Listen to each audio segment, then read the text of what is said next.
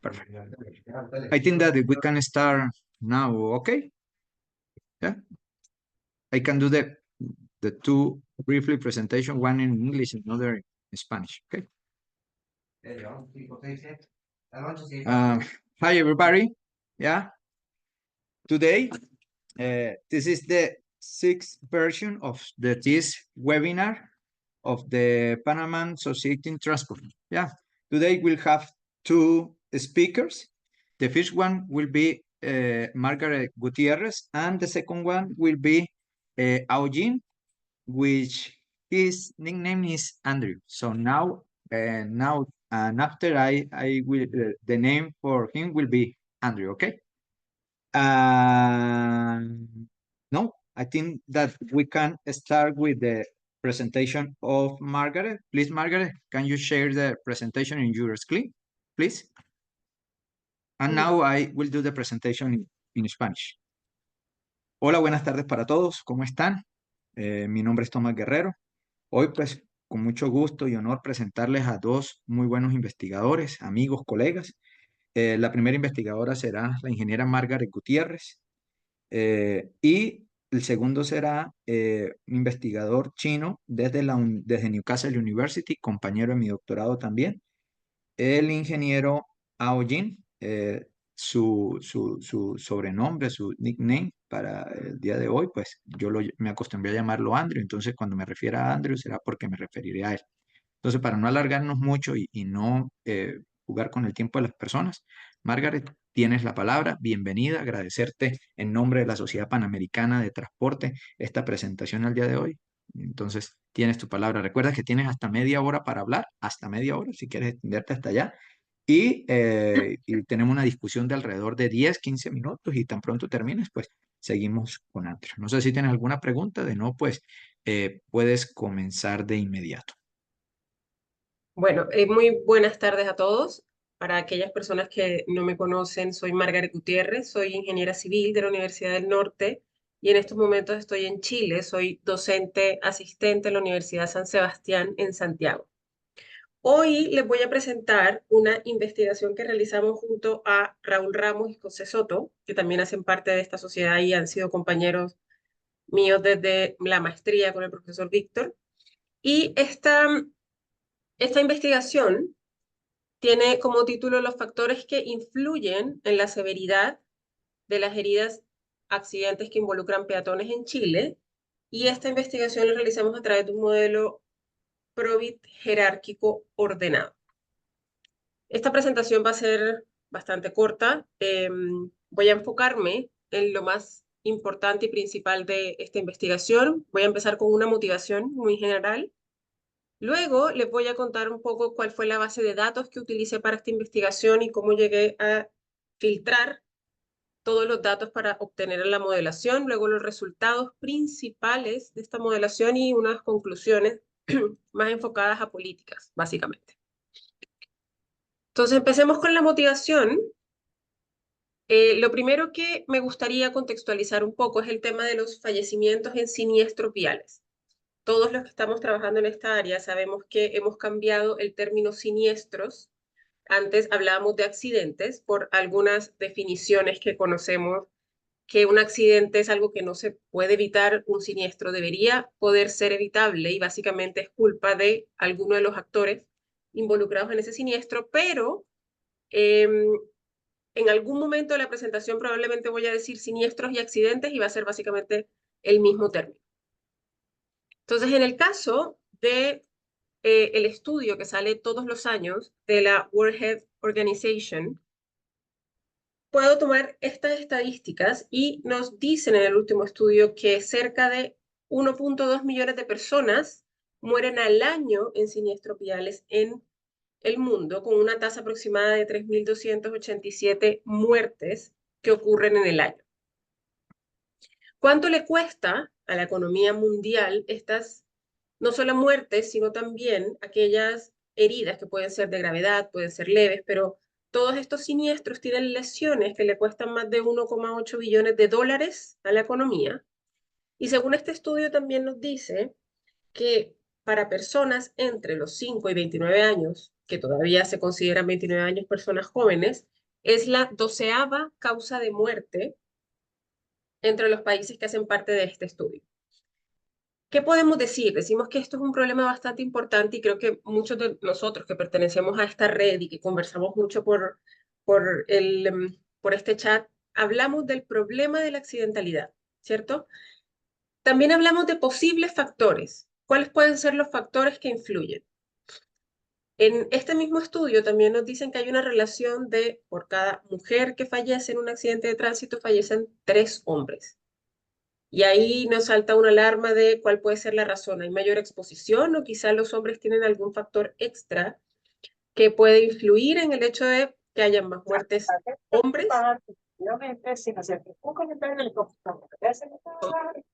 Perdón, ahí hay un micrófono abierto. No sé si tienen una pregunta. No, bueno, continúo. Em, Además, este mismo estudio no solo nos dice que de 5 a 29 años esta puede ser la 12ª causa de muerte, sino que además nos dice que el 66% de las fatalidades ocurren en una edad bastante productiva, que es decir, de los 18 a los 59 años, la edad en la que la mayoría empieza a trabajar y está en esa edad bastante productiva. Ahora, ¿qué sucede con esas estadísticas cuando nosotros hablamos de los vehículos que están involucrados o el tipo de usuarios que están involucrados? El 30% de estos accidentes involucran vehículos de 4 ruedas y después de estos vehículos de 4 ruedas, los siguientes son peatones involucrados en estos siniestros o accidentes viales con un 23%. ¿Qué sucede en países como Colombia, como Brasil? Sabemos que tenemos una tasa muy similar a la de los peatones si asociamos vehículos de 2 o de 3 ruedas. Sin embargo, esta investigación no incluye esa estadística, teniendo en cuenta que en Chile aún no tenemos eh, esta cantidad de usuarios de moto, como mototaxismo, etcétera, y todavía ese porcentaje de accidentalidad no crece tan exponencialmente. ¿Qué sucede en Chile entonces? Empecemos con Latinoamérica en general, y según este mismo estudio dice que hay una tasa de 5,5 muertes por cada 100.000 habitantes en promedio de los países de la OECD. En Chile esta tasa está casi el doble, está a 10,8 muertes por cada 100.000 habitantes y es el tercer país de Latinoamérica después de Brasil y de Colombia, que tienen unas tasas un poco superiores. Estos datos son entre 2019 y 2020. Por lo tanto, en Chile empezaron a aplicarse algunas medidas con el fin de llegar a disminuir estas tasas y estos porcentajes tan altos.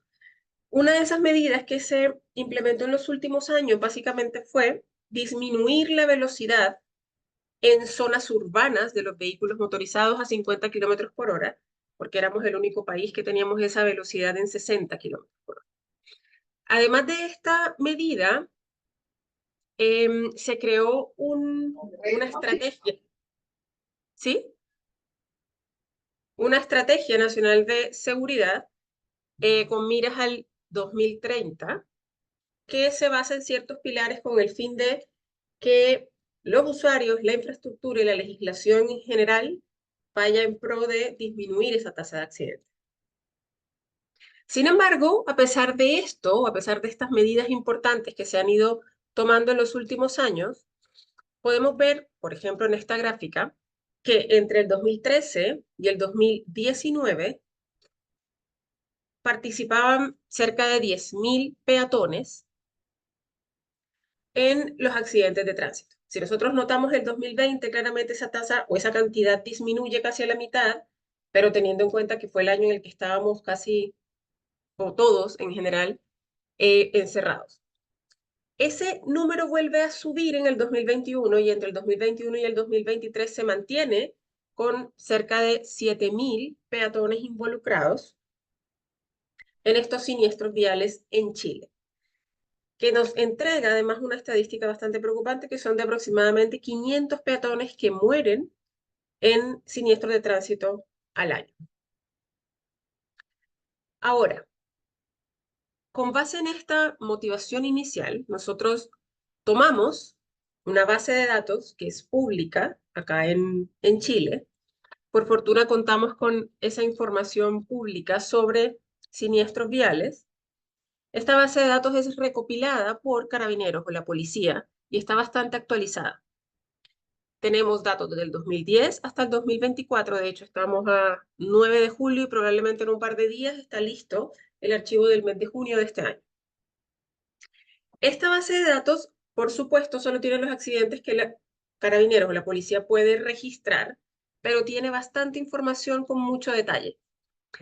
Tiene el reporte de los accidentes como dividido en tres grandes grupos. Primero, el reporte del siniestro como tal. ¿Cuáles son sus consecuencias? ¿Cuántas personas murieron? ¿Cuántas personas tienen heridas graves? ¿Cuántas menos graves, leves y lesos? Es decir, una escala de 5 en cuanto a gravedad del accidente. Nos entrega la fecha, la hora, el lugar, em, entre otras características. También de este mismo siniestro nos entrega los reportes del tipo de persona involucrada en el accidente. Si fue conductor, pasajero y peatón, y características sociodemográficas como el género y la edad. Y obviamente, cuál fue la consecuencia de este usuario en cuanto al accidente, en estos mismos 5 niveles de severidad también que les acabo de enumerar. Y adicional, nos entrega el reporte del tipo de vehículo involucrado. Estos vehículos, además de darnos la característica de qué tipo de vehículo es, si es un vehículo pequeño, incluso tiene una desagregación muy amplia, porque hay incluso vehículos agrícolas involucrados, por ejemplo, y qué tipo de servicio tiene asignado. Por ejemplo, si era un bus, si era servicio público o no, también esa información la tenemos. Estos datos están para las 16 regiones de Chile. Algunos, algunos estudios que nosotros revisamos como parte de la literatura casi siempre se enfocan en los accidentes que ocurren en Santiago. Nosotros decidimos tomar la base de datos de todas las 16 regiones del país, no solamente enfocarnos en Santiago, y quedarnos con los 3 últimos años, 2021 a 2023, pensando en que el 2020 no es un año muy representativo por todo el tema del COVID. Entonces el 2021 es el año en el que empezamos de nuevo a tener todas nuestras actividades normales después de pandemia. En estos 3 años tenemos 245.000 siniestros que involucran más de 21.000 peatones y más de 437.000 vehículos. Estos últimos años, además, las dos severidades, que son fallecidos y heridos graves, son 5.000 fallecidos en estos 3 años y más de 24.000 personas o usuarios que quedaron gravemente heridos. Entonces, a pesar de que tenemos un registro grande de siniestros, nosotros nos enfocamos en este estudio en aquellos que enfrentan peatones con un vehículo motorizado. En esa base de datos tenemos también un número importante, pero terminamos analizando que el 70% aproximadamente de esos conflictos eran atropellos. Y si empezamos la modelación como identificando cada uno de estos motivos, decidimos enfocarnos en atropellos, porque justamente es ese tipo de conflicto peatón-vehículo motorizado que está directamente, digamos, involucrado con el peatón. En esta base de datos, que es con la que vamos a empezar a trabajar y con la que modelamos para este estudio de 15.000 accidentes o siniestros, nos dimos cuenta que cerca del 7% de los 3 años tiene una severidad 4. ¿Qué hicimos nosotros aquí? Porque no aparecen 5 niveles de severidad, sino 4. Tenemos el nivel ileso, el nivel leve, menos grave, grave y fallecido. Entonces nosotros decidimos juntar los niveles leve y menos grave, teniendo en cuenta que son dos niveles que tienen como una categoría muy similar en cuanto a definición de severidad. Por lo tanto, nos quedamos con 4 niveles. Quedamos con las personas que son ilesas, las personas que al final tienen heridas no incapacitantes, luego heridas serias y finalmente fallecidos. Por eso en este punto tenemos 4 niveles de severidad. También en esta gráfica podemos ver que 26% de los siniestros que ocurrieron en esos últimos 3 años resultaron con un peatón con una herida grave o, peor aún, con muerte del peatón. Ahora, en la modelación, que luego vamos a explicar qué tipo de modelo utilizamos, las variables que consideramos son de distintos tipos. Primero, gracias a la base de datos que les conté hace un momento, tenemos las características del peatón y del conductor, que puede ser la edad y el género. Tenemos también características del vehículo. Si bien las características del vehículo estaban ampliamente detalladas, nosotros agrupamos en vehículos compactos, le vamos a llamar así, sin embargo son city cars, incluso agregamos las vans en este equipo, jeeps, etcétera. Tenemos las motocicletas, porque resulta que en los últimos años las motocicletas también se convirtieron en un vehículo bastante usado en el país. Otro tipo de vehículos que incluyen micromovilidad, y dejamos como base en la modelación los vehículos heavy duty, como los vehículos grandes, camiones, buses, e incluso algunos equipos de estas maquinarias agrícolas que se aplicaban en algunas zonas del país. También tenemos la descripción de si ese accidente o ese siniestro en particular ocurrió en una zona urbana o en una zona rural. Tenemos el tipo de infraestructura, bueno, le damos este título a esta variable, pero básicamente es si ocurrió en una intersección de dos vías o si ocurrió en una autopista. Esta descripción de si ocurrió en una intersección o una autopista y si es de tipo urbano o rural también nos permitió hacer pruebas de como relaciones entre las variables. Por ejemplo, qué pasaba si era una autopista rural o qué pasaba si era una autopista urbana. Bueno, al final fueron variables que no incluimos en el modelo. También tenemos algo que llamamos el determinante del accidente. Este listado, que en la base de datos se llama causas de accidente, está también muy extenso. Entonces nosotros decidimos agregar la imprudencia del peatón. Hay una causa que se determina de esa forma, imprudencia, pero nosotros agregamos a esta causa algunas otras. Por ejemplo, que el peatón haya decidido cruzar la calle con semáforo en rojo para peatones, o que el peatón haya cruzado sin mirar. Entonces, ese tipo de definiciones también lo incluimos en la imprudencia. La siguiente determinante es si el vehículo motorizado estaba por encima de la velocidad máxima permitida, o si también el vehículo motorizado desobedeció algún tipo de señal, por ejemplo, una señal de pare, una señal de ceda al paso, un semáforo en rojo. Y luego está agrupada las otras causas. También tenemos la hora del día como parte de esos atributos ambientales del accidente y lo agrupamos en dos. Aquellos accidentes que ocurren en la noche, es decir, después de las 21 horas, de las 9 de la noche hasta las 6 de la mañana, y aquellos accidentes que ocurren de 6 de la mañana a 9 de la tarde. Tenemos el día de la semana. Si bien lo tenemos desagregado de lunes a domingo, en nuestra modelación no funcionó separando fin de semana, accidentes que ocurren viernes, sábado y domingo, y el resto de la semana hábil.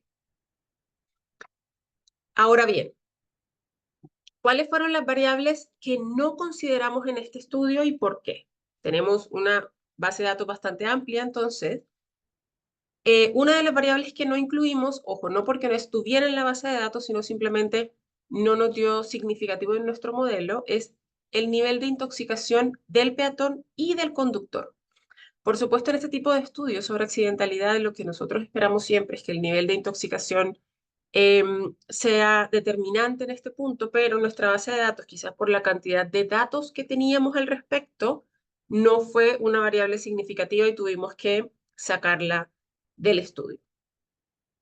También teniendo en cuenta que utilizamos la base de datos de las 16 regiones del país, tratamos de utilizar una dummy que reflejara la exposición. ¿A qué me refiero? En Chile, para las personas que no conocen, es un país bastante extenso a lo largo, ¿cierto? Entonces, la mayoría de la población del país está concentrada en la región metropolitana, por lo tanto hay más población, hay más vehículos, y eso se puede asociar a mayor exposición a un accidente.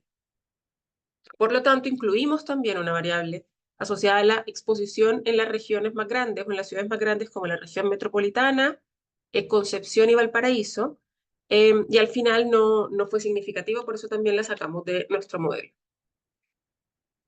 Una variable que nos habría encantado tenerla se asocia al diseño geométrico o a características geométricas de la vía, sin embargo, no está en la base de datos. Si bien tenemos la ubicación del accidente en la mayoría de los datos, si se dieron cuenta, 15.000 datos es bastante para empezar a ubicarlos uno por uno y poder sacar alguna información de las propiedades geométricas de la vía. Por lo tanto, en este modelo lamentablemente no la pudimos incluir. Y como les decía, si bien las determinantes del accidente están muy desagregadas, nosotros solamente los agregamos en esos 4 grupos porque probamos varios, eso sí, en el modelo. En cuanto a la hora del día está muy específica, así que partimos con una división más desagregada, por ejemplo, hora punta mañana, hora punta tarde, fuera de punta, y fuimos agregando y terminamos con el horario de accidentes en la noche de 9 a 6 y de 6 a 9 solamente. Algo que también probamos fue cómo podría influir de alguna forma si el accidente ocurre en meses del año muy estacionales. Por ejemplo, ¿qué pasa si el accidente es en invierno? ¿Qué pasa si el accidente es en verano? Pensábamos que podía ser importante, sin embargo, como no teníamos información, por ejemplo, de si ese día nevó o habría que hacer una búsqueda extensa de esas características, tampoco fue una variable que nos diera bastante significativa. Entonces, de esta forma nos quedamos con las variables como se las mostré en la diapositiva anterior, para ahora aplicarlas en el modelo. El modelo que utilizamos en esta investigación es un modelo ordinal, Probit jerárquico. No les voy a mostrar las ecuaciones, porque en verdad en estas presentaciones yo evito esas ecuaciones y muchas tablas, pero les voy a hacer un resumen un poco de en qué consiste ese modelo. Un modelo ordinal, normal, de los que hemos trabajado muchos de nosotros en nuestras investigaciones, nos permiten tener, por ejemplo, obtener estas probabilidades, que son estas áreas entre nuestros cut points, nuestros umbrales. Un modelo Logit normal, ordinal, es un modelo que estos puntos de corte o estos umbrales son fijos en nuestro modelo. Por lo tanto, siempre, independientemente de ciertas características, esta área que está aquí va a ser la misma. La probabilidad de que esa observación caiga, por ejemplo, en un accidente con un resultado menos grave, va a ser siempre esta área que está aquí. Sin embargo, en esta investigación utilizamos un enfoque que Green y Henscher lo llaman jerárquico, sin embargo, es como más generalizado, donde estos thresholds se permite que cambien y que varíen según unos parámetros asociados casi siempre al individuo o al accidente. Por ejemplo, si nosotros tuviéramos en cuenta un modelo en el que hay personas que están intoxicadas con alcohol y personas que no, si bien en un modelo ordinal esta línea continua nunca se puede mover, en un modelo de este tipo generalizado o jerárquico, nos permite ver que esta área ya aumenta porque disminuye la probabilidad de que una persona que está intoxicada eh, permita que estos accidentes sean leves, sino que sean más graves y graves. Es decir, esas áreas se pueden mover dependiendo de algún parámetro que nosotros definamos. Ese fue básicamente el enfoque que utilizamos para esta modelación. Un modelo Logit jerárquico o también se puede llamar generalizado, donde la propensión latente al riesgo de sufrir estas lesiones en esta escala de 1 a 4 es una función de unas variables exógenas, que son las que les mostré hace un momento, características del conductor, características del peatón, factores ambientales como hora y día del accidente, características del vehículo y características propias del accidente.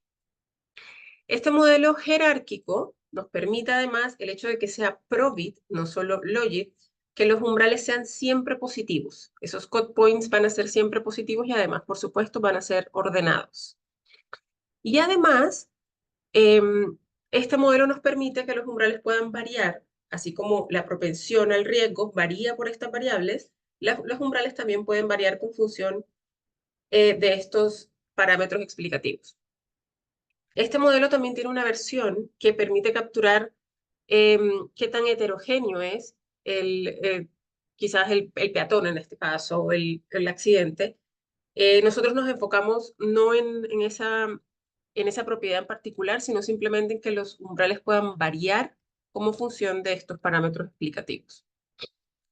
Entonces, la aplicación de este modelo lo realizamos en R con ayuda de Apollo, como muchos de nosotros utilizamos para este tipo de estimación de modelos, y les voy a mostrar los resultados del análisis de estos modelos.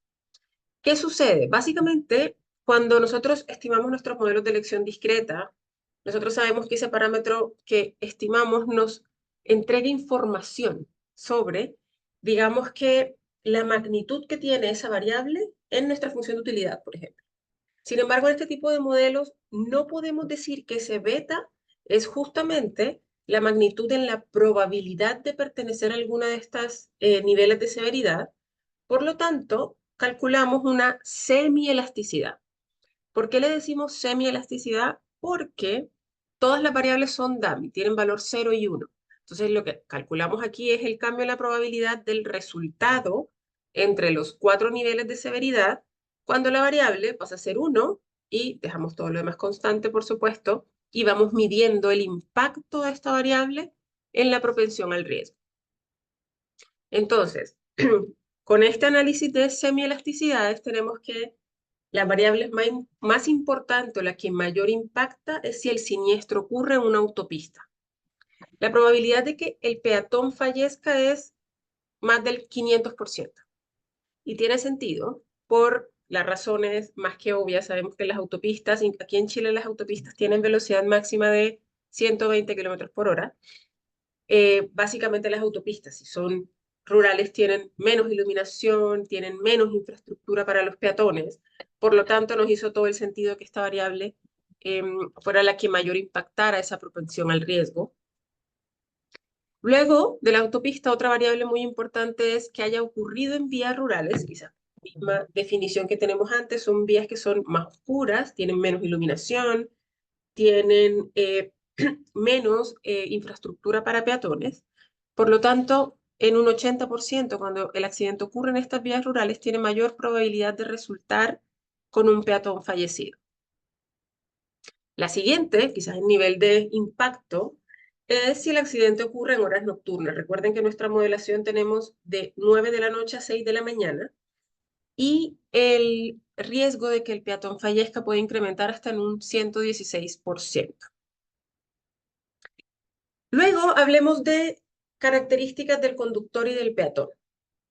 Un resultado que nos pareció bastante obvio y que en verdad conseguimos en muchos estudios que revisamos es qué ocurre cuando el conductor es un hombre. Existe una mayor probabilidad de que cuando el conductor del vehículo motorizado sea hombre, el peatón fallezca en un 66%. De verdad que revisamos bastante literatura, era algo que esperábamos un poco, teniendo en cuenta que muchas veces los hombres tienden a ser un poco más atrevidos, si se puede decir, a la hora de conducir y esto podría llevar a esta mayor probabilidad. También tenemos la variable de exceder el límite de velocidad que puede aumentar esa probabilidad en un 40%, mientras que, teniendo como base que el vehículo grande como bus o camión, un vehículo pequeño o una motocicleta, el peatón tiene una probabilidad menor a fallecer en ese atropello en comparación con estos vehículos de mayor tamaño. ¿Qué sucede con los peatones? La variable edad nosotros la dividimos en 3 grupos, peatones y conductores menores a 26 años, de 26 a 55 años y mayores de 55. Entonces, para peatones menores de 55 años, estos son menos propensos a fallecer en un siniestro vial aproximadamente en un 49%. En cuanto a si la causa del accidente fue la imprudencia del peatón, recuerden que la imprudencia puede ser que cruzó sin mirar, que cruzó sin respetar una señal, etcétera, puede aumentar ese riesgo de fallecimiento en un 14%. Entonces, con base a estos análisis, bueno, los resultados de todos estos modelos los podemos ver en el artículo, incluso traje las tablas si alguien quiere verlas. Y con base en todos estos análisis que obtuvimos, tenemos algunas conclusiones asociadas a políticas. Quizás algunas son obvias, pero pudimos encontrarlas con números. El primero, importante, es que necesitamos contar con infraestructura que brinde seguridad al peatón en estas zonas donde son más probables que ocurran accidentes con peatones fallecidos, como en zonas rurales y en autopistas. Sabemos que en este tipo de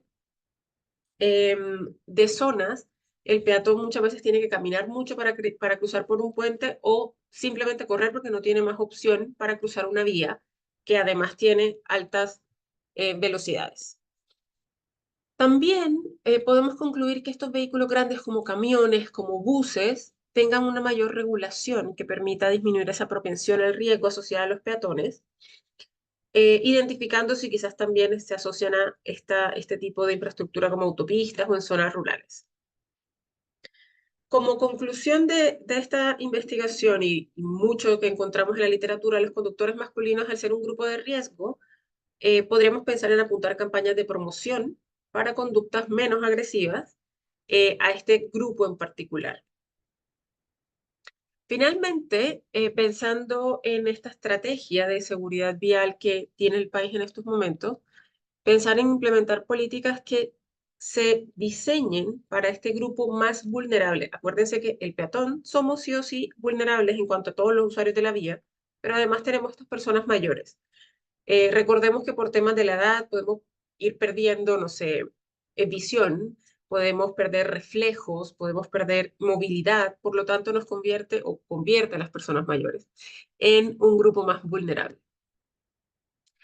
Y teniendo en cuenta la hora y el día, que también fue una variable importante, incrementar un poco control en horarios nocturnos y fines de semana. Intentamos ver si había alguna relación, además que el accidente ocurriera fin de semana y de noche. Lamentablemente no pudimos encontrar así una variable que nos diera bastante significativa, pero por separadas igual influyen. Listo. Esto es todo mi presentación. Muchas gracias. Bueno, muchísimas gracias, Margaret, por presentarnos este trabajo. Bien sabemos que la seguridad vial, sobre todo la accidentalidad, es un problema que no solo está eh, presente en Chile, en Colombia, sino que es un problema alrededor del mundo. De hecho, pues aquí en Colombia es bastante grave y particularmente el último registro que hubo acá para Colombia al respecto, que aunque se logró bajar la cantidad, sobre todo de muertos en vehículos como automóviles o a peatones como tal, fue tanto lo que se aumentó en motocicletas que la estadística aumentó en general. Y ese es un problema que tenemos con el agravante que es en motocicletas, entendiéndose Sí. que es el vehículo que presenta una mayor severidad, ¿sí?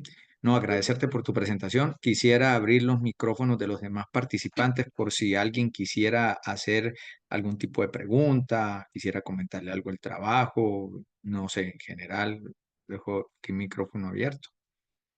De no, pues, bueno, por aquí, la profesora Angélica Lozano de la Universidad Nacional Autónoma de México nos pregunta por acá vía chat, Margaret, que, ¿por qué, que le aclarara es por qué no se consideraron condiciones climáticas dentro de los modelos?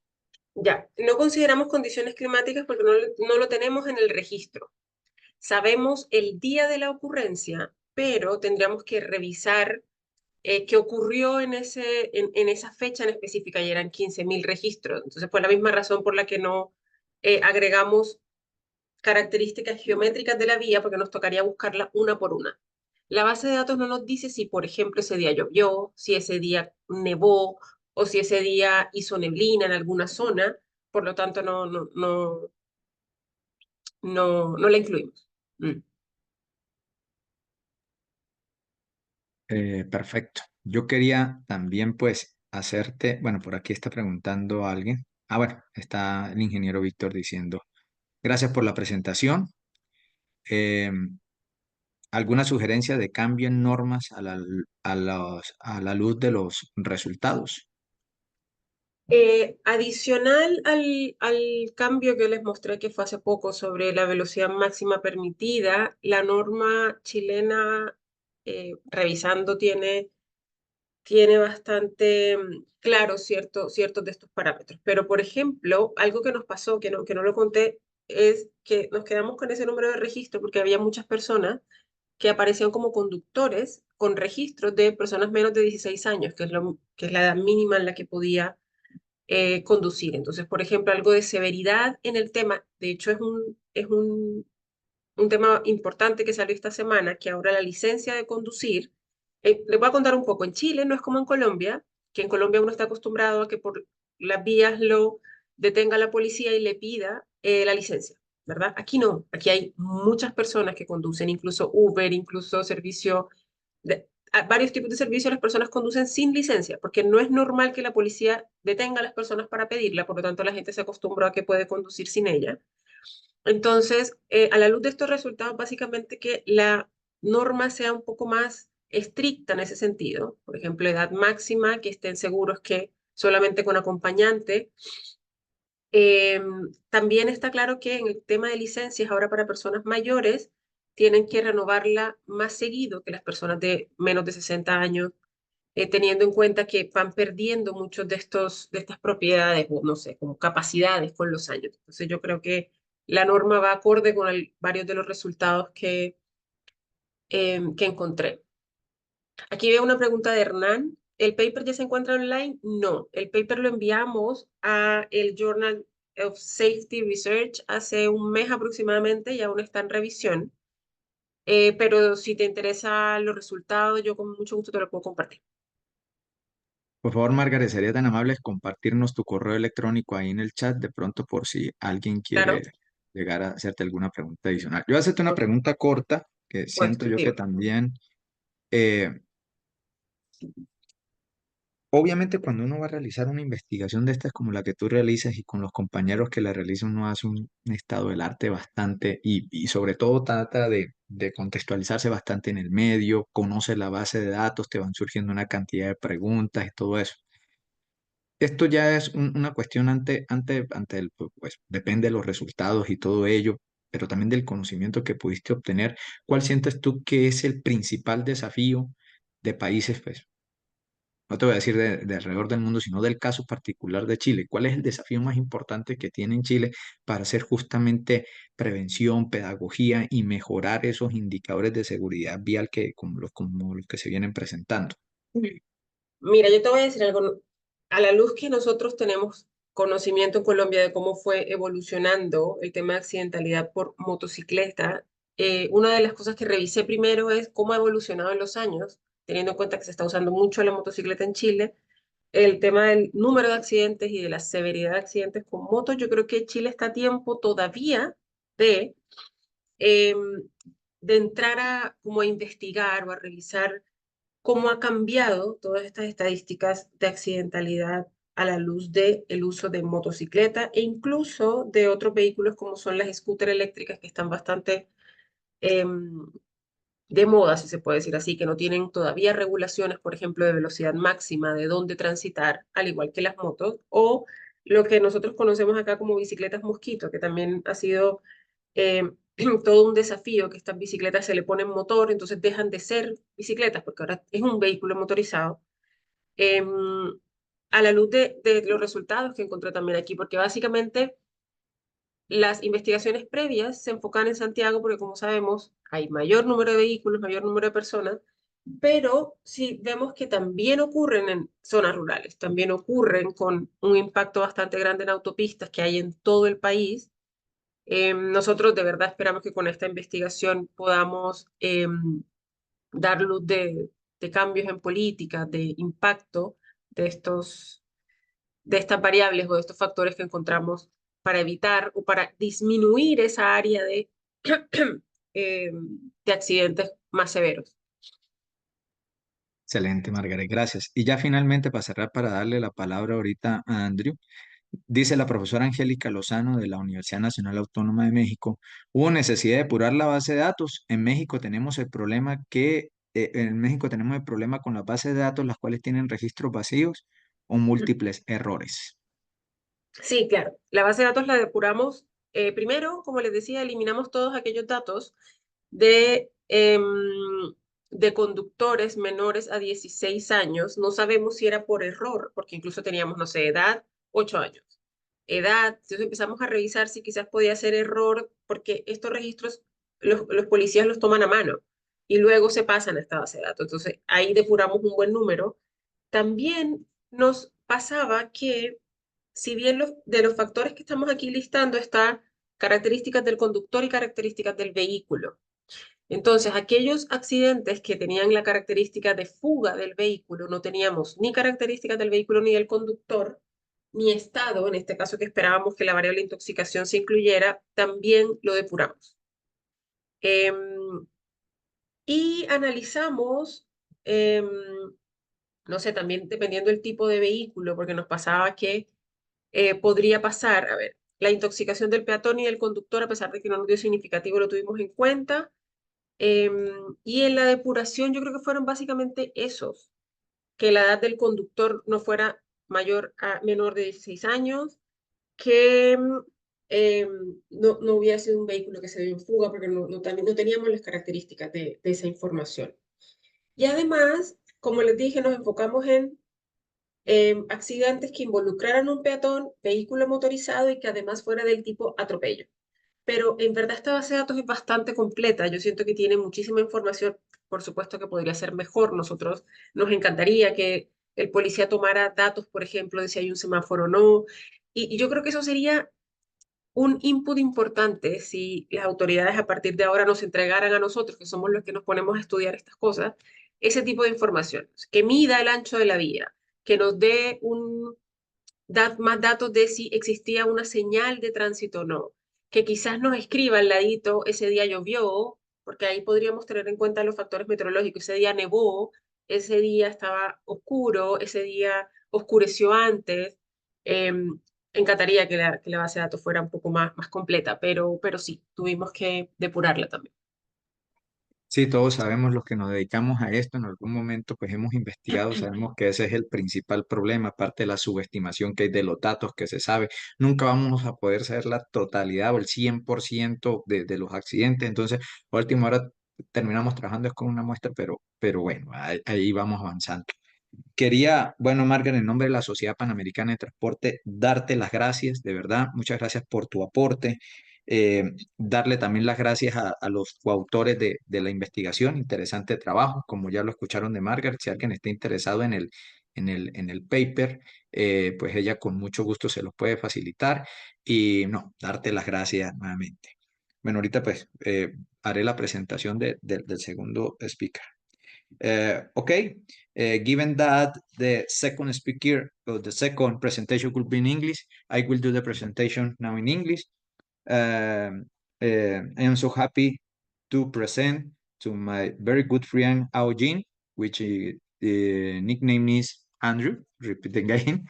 Andrew is a research associate at the Newcastle University in UK with the Veronica project funded by the ESRC. Additionally, Andrew is PhD in civil engineering from Newcastle University in UK. Additionally, Andrew has 2 master's degrees in transport planning and highway and railway engineering. Additionally, is highway engineering from the Chongqing Yantong University in China. And now Andrew has several publications in very important transport journals like Transportation Research PRC, Transportation Research Procedia, Transportation Research Record, Transportation, and others. He has attended several conferences, yeah, in several parts around the world, several seminars. And no, for me, I meet to Andrew during my PhD in Newcastle University. Yeah, and the research interests of Andrew are the demand analysis, automated vehicles, virtual reality, state choice experiment, discrete choice model, and data collection. So, Andrew, you have the word now to speak. If you want, you can share the screen now. Okay. Thank you for attending this invitation from the Pan American Society Transport Research. Yeah. So I'm going to share my screen. Can you? Yeah. We can see. We can see it. Hello, everyone. Thanks for being here. Hello, Thomas. Thanks for your introduction about me. And also thanks for your invitation to participate in this webinar organized by the Pan American Society of Transportation Research. Today, I'm going to talk about one of our research topics. Is about using the immersive virtual reality SC experiment to investigate the preference for the automatic taxis. Also, we compare this result with traditional ways, which means I use also the online survey to investigate the preference for the autonomous taxi. So all of this work, the Thomas mentioned, is funded by the Veronic project, and also all of this work is guided and supported by my supervisor, the Professor Elisabetta Kirky. So let's get started, okay? So I think most of you know the SC experiment has been commonly used to investigate the user's preference for the autonomous vehicles, because this is kind of the product which are not available at the moment. So the SC experiment becomes a possible and useful approach to investigate the preference. But we noticed in these studies, the willingness to pay the computes are quite different in the literatures. There are probably several reasons. The first reason probably because they use different contexts. Or second reason is probably because they use a different design of the SC experiments.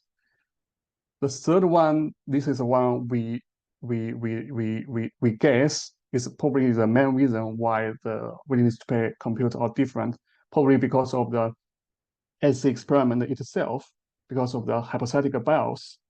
This problem becomes very predominant when we use the SC experiment to analyze the innovative travel modes. Why it becomes predominant? Because our preferences are generally formed by the knowledge and the experience, right? But for these innovative travel modes, like fully automatic taxi and the fully autonomous vehicles, normally most of the public, they have no knowledge and have no any experience.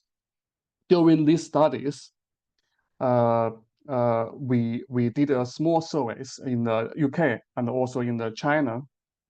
We found very few people, they just heard of the AT. So most of the public, they actually have no any knowledge and the experience about these innovative travel modes.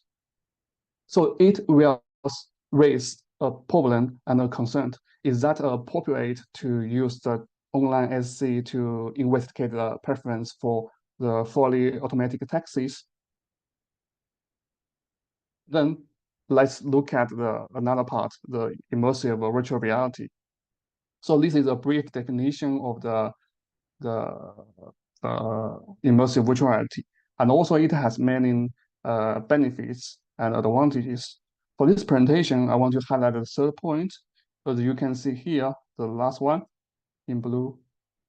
And when the individual enters the immersive environment, it seems like this immersive environment can provide the individual like field cues or field hints that occurs in the real world, allows like a sensation of the immersion in activity. And also it can prompt the individual to act as they were in the real world, okay?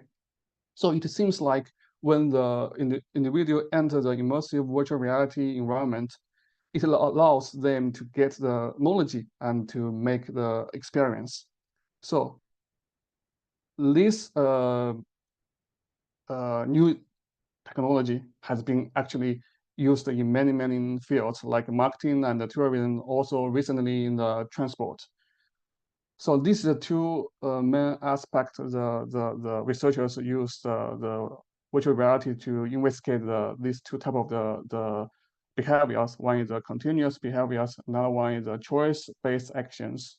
There are some differences in terms of these behaviors from the neuroscience point of view, but I'm not going to talk about this in details in this presentation. Also for this new technology, it also has been used to improve traditional SC experiments. Okay, and the common way they use the VR technology is to simulate some very complicated attributes, like these two type of the attributes are listed here. One is dynamic attributes, another one is visualizer attributes. Just for example, this visualized attributes, the distance. If you present the 8 meters street for the respondents, they can physically see these 8 meter streets. There, you ask them to cross the street. It's different from they just see the 8 kilometers, 8 meters in the table, in the choice task table. I think these have different feelings for the respondents. This is a common way the recent researchers, they use the VR technology to simulate this kind of the attributes. But for these studies, okay, we are doing something different. We are not going to use the VR technology to simulate these complicated attributes. We are interested in the decision environment. And also, we can say it's called the impact of the being there. What's the meaning of the decision environment and the being there? Just assume or suppose you are answering the survey in front of the laptop, and suppose you are going to take a taxi at the taxi rank. Because of this decision environment, probably the respondents have different behaviors. So this is some part we are really interested in, whether this kind of the decision environment have the impact on their preferences. Okay. Why we are focused on the autonomous taxis in this research, because it's the key innovations, and also there is a high demand for the taxis in the UK. To have a full understand these research questions, we defined these 5 hypotheses here. As you can see, this hypothesis 1, it says the differences in the choice arrows depends on the model specifications. This is something we have different hypotheses from the previous research, because in the previous research, they found the choice bias is always lower in the VR experiment. I will talk about this hypothesis later in the results section. And hypothesis 2, we expect that the preference to be different between the VR and the online SC experiment. Okay, it's intuitive. And the hypothesis 3 and the hypothesis 4, we expected the impact of the VR to be stronger on those attributes more difficult to measure, and on those level of service attributes if the participants can experience them in the VR environment. The last hypothesis, we expected the VR SC experiment to be able to capture the heterogeneity better than the online SC experiment. That's the 5 hypotheses we defined for this study. And to answer these research questions, and we set up this following methodology. As you can see, we have 5 steps here. The first step is to build a very traditional SC experiment. This process is the same as the one we used to build the online SC experiment. And then next step is we need to embed this online SC experiment into the VR environment. And the second step is because we need the decision environment. So we need to decide which decision environment can be used in these studies. Then I will talk about how we choose this decision environment. And for this study, we have the two group of the participants. This 156 is a main research group, and this 52 is a control group. It's for control the order effect. I will talk about this later, okay? And finally, we use the joint mixed logic model to estimate the impact of the VR, and also we consider some impact like the order effect. Okay, that's the methodology part. And then we're going to talk about this. Un coreanito. Se debe entender perfectamente porque yo lo entiendo más o menos. Sí, yo le. Sorry. Okay. So let's continue. Okay. So this is SC experiment. As you can see here, this is a very traditional online SC choice task. Like, so in this SC experiment, we include the three types of the attributes. The first is the level of service attributes. It has like waiting time, travel time, and travel cost. And also for this study, we are interested in other two types of the attributes. This one is related to the type of the vehicles. So it means whether the autonomous taxi is the electrical vehicle or the petrol car. Also, for this study, we are interested in the impact of the social influence, because this is kind of the attributes we always find the prevalence in the online surveys. That's the reason we want to include these attributes in the VR SC experiment. And for the experiment design, we use the heterogeneous Bayesian efficient design. It has three segments: the short distance, middle distance, and the long distance segments. So for these three segments, can almost cover all the destinations in the Newcastle. Okay, so this one, the choice task I show in this slide probably is for the short distance choice task. So until now, the process to build the SC experiment is actually the same as the standard process, like we built for the online SC experiment. The problem is we need to embed this SC experiment into the VR environment. So then the many things becomes different. So for this presentation, I want to highlight one point, which is very interesting. So as you can see here, when we are answering the online SC experiment, we normally ask the respondents to report a recent taxi trip, okay, from A to B. And then in the following SC experiment, all the tasks will refer to this same trip, right? So they will repeat this trip from A to B, to answer this series of the choice task in the traditional online SC experiment, right? But in the VR, when the people enter this virtual reality environment, some of the respondents ask why they need to always repeat the same destinations, repeat the same trips. So if we follow this rule, it will jeopardize the level of the reality in the VR environment. So we decided to give this freedom to the respondents so they can select the destinations by themselves. So in the SC choice task, we added the destination list before they choose the choice task, so they can choose the destination, and then the choice task will be customized based on the destination they choose. So this is something different. There are also something other things are different. You can have a look at my paper published in the Transportation Research Procedures. So for this the situation, also we based on this, we also changed the online SC experiments. So we allowed them to choose the destination by themselves, and then SC experiment is customized based on the destination they choose. Not always the same, okay? Then let's talk about the decision environment. So in the UK, actually, there are the three situations that they can use the taxis.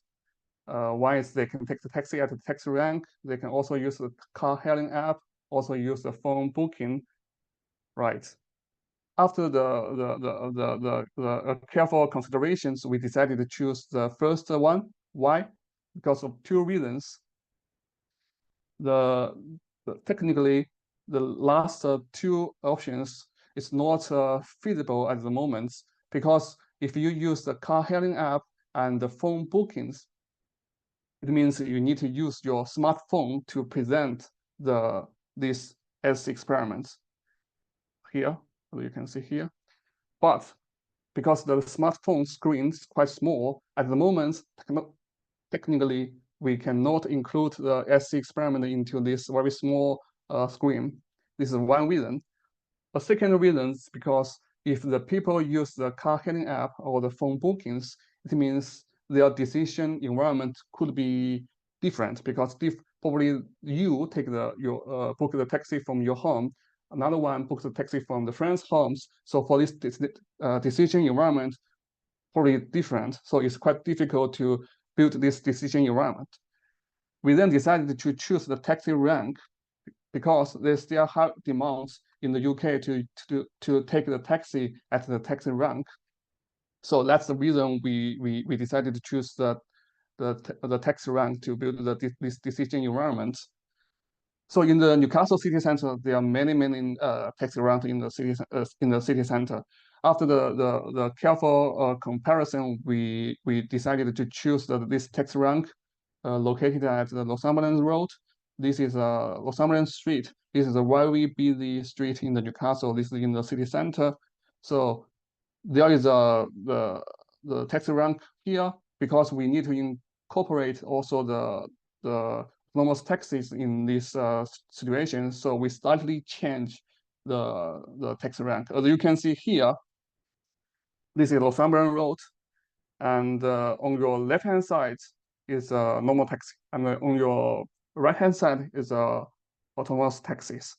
And also you can see here these ticket boards. We are trying to use these ticket boards to present the SC experiment. As you can see here, the ticket boards, actually here the SC experiment is perfectly comparable with the one I just showed you before in the online survey. But definitely you can see here the respondents can see the people are queuing for the taxi. You can see in the real environment. Also, they can see this taxi queue. You can see here. Also in the ticket boards, you can notice that there is some place they can tap the credit card. They have some place they can collect the change. They can collect the tickets here. This is something different from the online survey. Okay. Then let's talk about these the samples we used for these studies. So in these studies, we have two groups of people. One is main samples, another one is control groups people. So for these studies, we use the within subject comparison, also the between subject comparison. Okay. Why we use the within subject comparison? Because we want to control this socioeconomic characteristics. For example, here, the main groups people, we ask them firstly to join the online SC experiment first, and then they join the real SC experiment. Because of the same group of people answer this online SC and the real SC, so in the morning we don't need to control the SC SE characteristics. But we still have a concern, because when they're answering the real SC experiment, probably they will affected by this online SC experiment, because they learn some knowledge from this online SC experiment. So even we give the gap before they join this real SC experiment, we ask them to stay 1 week and 1 month before they answer the real SC experiment. But we still concerned they probably remember some context in the online SC. So we need to consider the carryover effect, or we say it's order effect.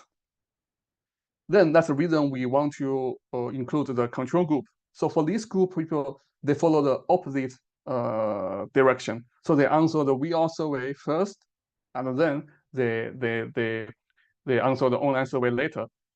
Because of these two group people, they have the different socio-economical characteristics.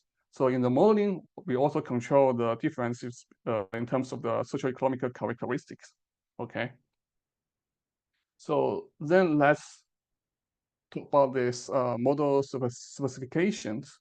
So in these studies, we used the joint mixed logic models. As I mentioned before, we had two groups of peoples.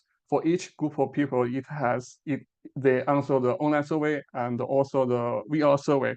So that's the reason why you see here, these have 4 sub data sets here. So in the modeling, we consider these 5 key elements or components here. Firstly, we are interested in this the hypothesis 1, as I mentioned before. We are including this lambda, the scale parameters.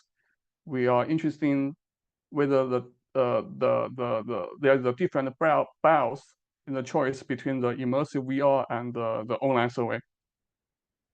So that's the reason we include this lambda, because it's inversely related to the choice bias. And also we are interested in the order effect, whether it has impact on the choice bias or not. That's the reason why we have this lambda CG, means the lambda for the control group. And for this last utility functions, why it has the 2 lambdas, because the treatments is different. Also, the environment also is different from the first one. That's the reason it has 2 lambdas here. And then we also have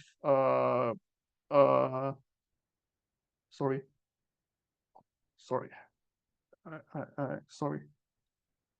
I just see some chat from my screen. Okay. I just continue. So thirdly, we consider also the different preferences for the taxi characteristics. So we test whether this coefficients is specific between this VR and online, or specific between the main group and the control group. And also we consider this intro respondents correlation, because the same people, they answer the serious choice task. And finally, also we consider the systematic heterogeneity and the non-linearities. As you can see in this utility functions, we have the interaction. We test the interaction effect. Also, we test some non-linear format for some attributes. Okay, so this is about the model specifications. And then let's look at the result parts. So let's firstly look at the error terms. Okay, so the first steps, we follow the previous literature. So we build a very simple model. We assume those coefficient of the attributes, they are the generic between the environment or between the treatments. So only the difference is the only the effect that the real environment or the order effect, they can have impact on the lambda. In this case, we found the same result like the previous research. So we also found the choice errors in the online survey always higher, which means they are more uncertain to make a choice in the online survey. But then we relax this assumption. We assume the VR and the treatments can also have an impact on the preference for the specific coefficients, not just this lambda. Okay, this is the result we found in our final model. As you can see, these values, the t-test shows these values is no significant difference from 1, which means so the impact of VR and also the order effect, they will have impact on the coefficients, not the lambdas. So from this comparison, we can say the reason probably because they use the different the model specifications. This is the one reasons why this lambda becomes not significant different from 1. Also, another reason is because in our case, the VRSC experiment is perfectly comparable with the online SC experiment. So they are totally actually the same, since that's also could be the reason why this lambda is not different from 1. Okay. Then let's look at the random choice heterogeneous. So in the main groups, as you can see, this sigma was reduced from the 1.79 to the 1.5, but it's not significant difference, but it's still reduced a little bit. For the control group, you can see it reduced from the 2 to the 0.7.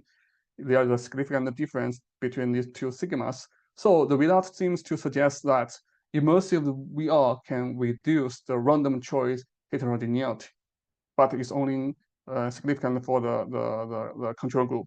Okay. Then after we have analyzed the observed error terms, then let's look at some objective attributes. Then let's firstly look at this level of service attributes. As you can see, this table is okay, a little bit complicated. Let me introduce about these tables first. As you can see, we have a column called environment, which means we test this coefficient whether they are specific between the screen and the VR. Okay, here we use the screen and the VR, which means this is the generic coefficient for these two environments. And also we have a column called treatments. The one column is for the main survey and one column is of control groups. As you can see, we also have the generic coefficient for this main group and the control groups. So it means these coefficients is a generic for no matter what environment it is and no matter what treatment it is. Okay. So let's look at this travel cost and travel time. I'm not going to talk about all the results. I just show you some interesting results here. As you can see, for these coefficients here, most of the coefficients is generic between the screen and the VR. So for these two attributes, we didn't find there is a significant difference between the online survey and the VR survey for the travel cost and the travel time. Okay. But we do find something different when we are looking at these the attributes is called waiting times. Waiting time, we found different results. As you can see here in this column in the main surveys, the main group people, they firstly to join the screen survey first, and then later the VR survey, we find these coefficients become this utility becomes bigger than the previous one, which is also makes sense because in the VR, they can actually see the number of the people in the queue. They can see the number of the taxis in the queue, the waiting for them to take the taxi. So this gives them probably some hint or cue to make them to care more about this the waiting time. So from this the comparison we can find for these the attributes, there is a significant differences between the online survey and the VR survey. But also we found the order effect for this waiting time, because the result between the main survey group and the control groups, the result is a little bit different. Okay. After we finish looking at this level of service attributes, then let's look at the non-economic attributes. This result is a little bit messy, okay? So I'm not going to talk about everything here, but when you have look at this the result, the overall the feeling is there are significant difference in terms of the between the screen VR and screen VR rights. So it seems like impact of the VR to be stronger on those attributes more difficult to measure. I'm going to talk about this in details later in these slides. Okay, so you can see here, in terms of the customer review here, you can see there is a great deal of the heterogeneity among the groups. You can see here in the red rectangles here. And you can see this heterogeneity only significant in the VR experiment. As you can see, most of them is significant in the VR experiment. So it seems confirmed our hypothesis 5, the VR SC experiment be able to capture the heterogeneity better than the screen-based SC experiment. Okay. And we still have, okay, I need to hurry up. And in terms of the description norms, and you can see here, this is the number of today's customers. We have the same result as the previous research. This coefficient is only significant for the part of the group people, not for the entire samples. But differently, we find something different because we find some participants that don't always follow the majority's choice. They also have some anti-conformity behaviors. Lastly, I want to mention about the UV features. As you can see here, the UV variables, it has a strong order effect because it's always significant when they answer the survey later. Because for the main group people, they answer the VR survey at the second time. And for the control groups, they answer the online survey at the second time. So it's only significant at the second time. This is we found there is a strong order effect for these attributes. So then let's conclude this presentation. So from this study, we can say VR environment do have some impact on the specific attributes, especially for the respondents, they can experience them. And also we found these VR experiments have impact for those attributes more difficult to measure, especially for those non-economic attributes I mentioned before. And lastly, also this immersive VR environment seems to be able to elicit much more heterogeneity in preferences compared with the online SC experiment. Okay, I think that's everything I want to present for this in this webinars. Yes, thank you very much. Thank you for your time. Thank you, Andrew, for your presentation. In name of from the Pan American Society Transport Research, thank you so much for your presentation. And obviously, congratulations about that very interesting presentation. Okay, so now we can open the question session. And here, I can see that in the chat, the Professor Victor Cantillo specified one question about that. The question is, when using virtual reality, there may be a risk of unwanted noise. For example, colors, light, object in the ground. How to treat this?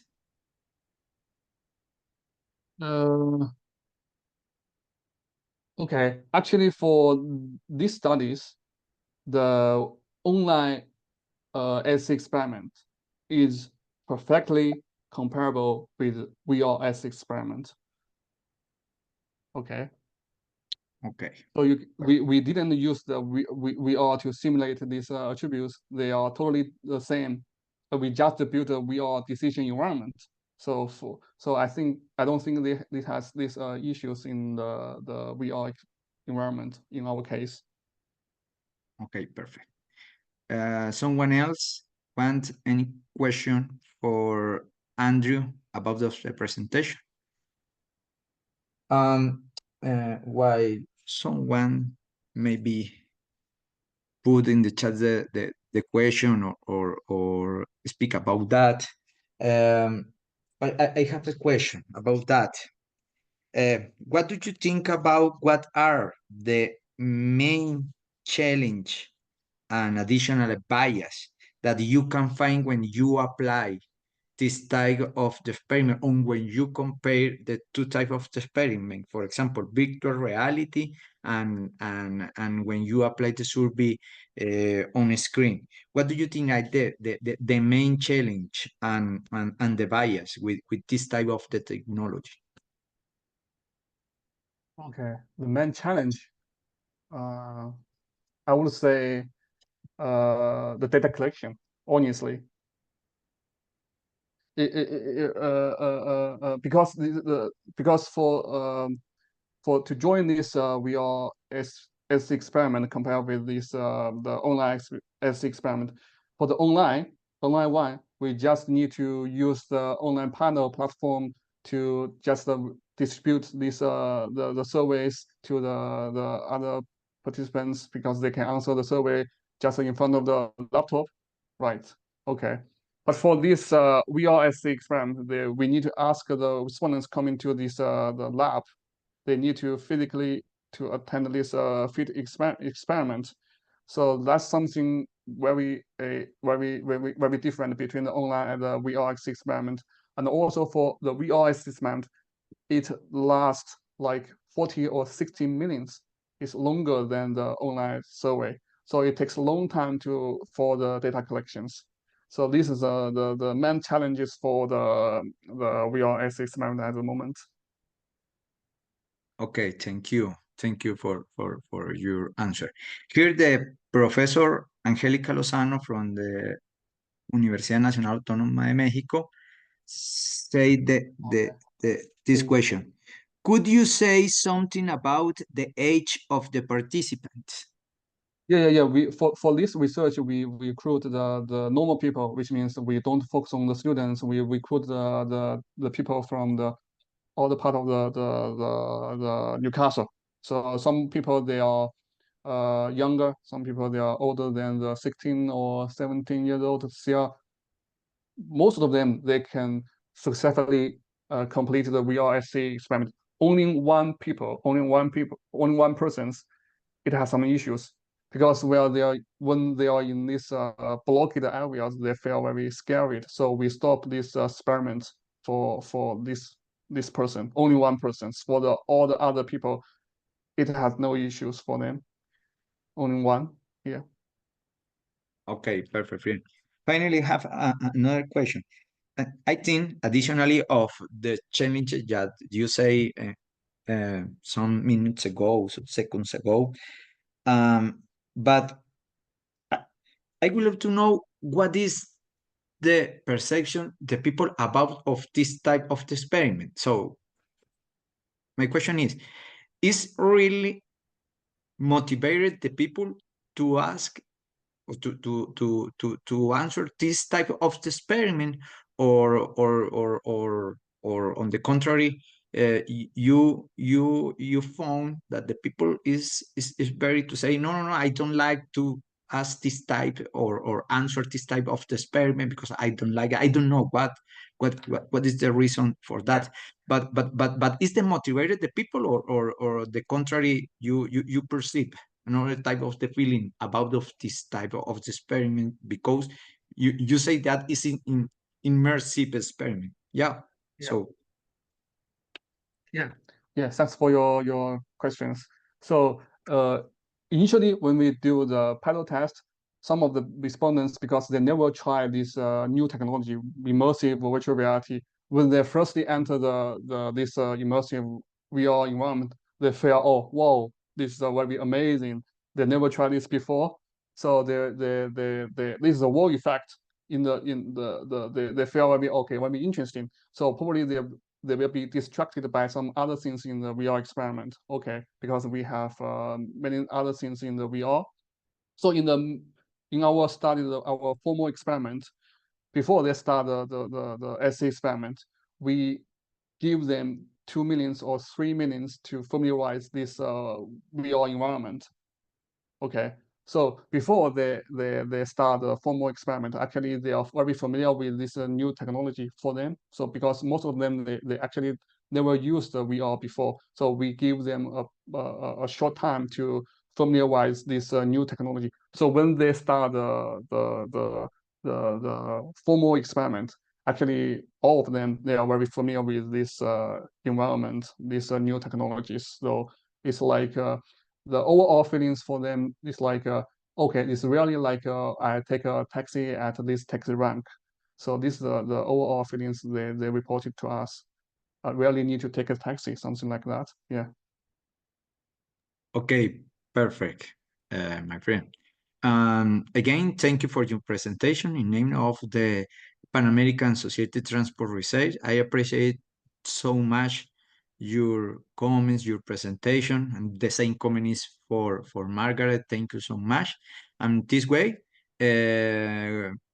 I can finish this new edition of the webinar from the Pan American Society Transport. Thank you for all people, the speaker, and invited to attend for this webinar. And I hope to present the next, or I don't know, another people. Yeah, but thank you so much to attend this invitation from the Pan American Society Transport. Bye-bye. I hope to see in the next occasion. Bye-bye. See you. Bye bye. Thank you. Thank you. Bye.